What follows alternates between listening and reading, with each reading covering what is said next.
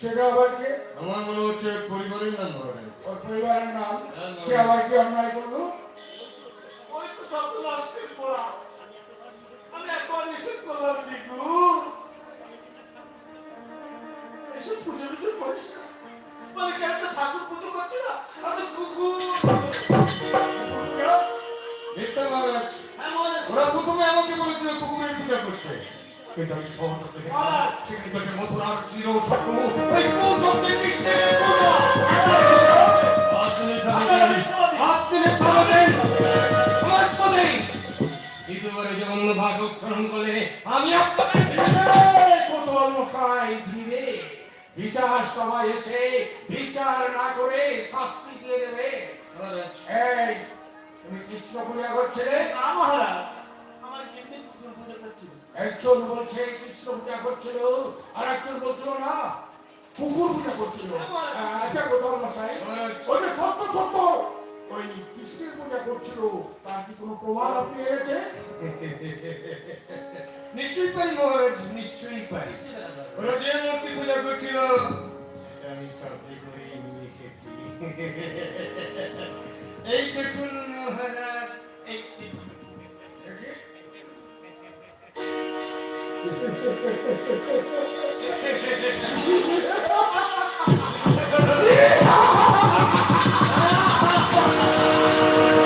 কোতোয়াল মশাই, মহারাজ, এইদিকে একটু তাকান তো দেখি।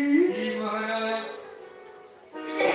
গেলো গেলো কোতোয়াল মশাই, চোখ দুটো বড়দের মতো হয়ে গেল কেন? হ্যাঁ? এ কেমন করে সম্ভব? ওরা জানি নিজের হাতে করে।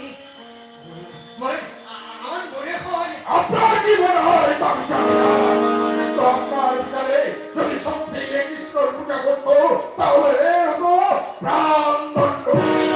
কিন্তু ও করছিল কৃষ্ণের পরিবর্তে কুকুরের পূজা, তাই আমি রাজা, আমি রাজ্য, আমার বিচার সবাই বিনা বিচারে তো আমি কাউকে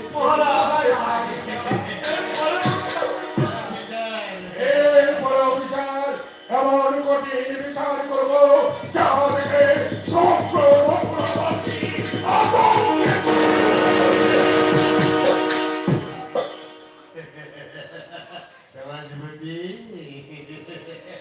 কোতোয়াল মশাই, মহারাজ, এই সমাজপতির বিচার হলো আজ থেকে 3 দিন অতিথি হয়ে আপনার বাড়িতে আত্মীয়তা গ্রহণ করবে। আরে আপনি কি বলছেন? কেমন মানুষ আপনি? অতিথি হয়ে ভালো মন্দ খাবেন এই কোতোয়াল মশাইয়ের বাড়িতে, আরে জয়ধ্বনি দিচ্ছেন আমার নামে। আরে জয়ধ্বনি যদি দিতে হয় তাহলে এই কোতোয়াল মশাইয়ের নামে দিন। জয় মা দিগম্বর, না পুরি পাখি দিগম্বর জয়।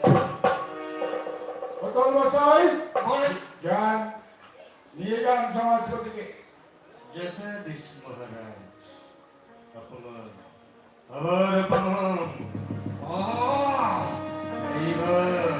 এইবার খুব শীঘ্রই আমি তোমাকে বাতাসের প্রাণ আছে, সুযোগ পেলে মহারাজ আমি আসছি মহারাজ।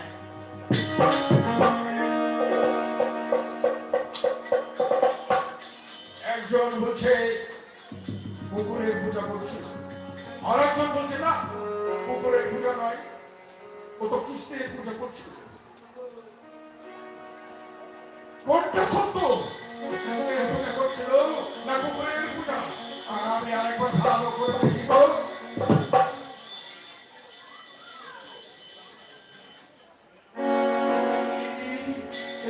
সত্যি কৃষ্ণের মূর্তি বা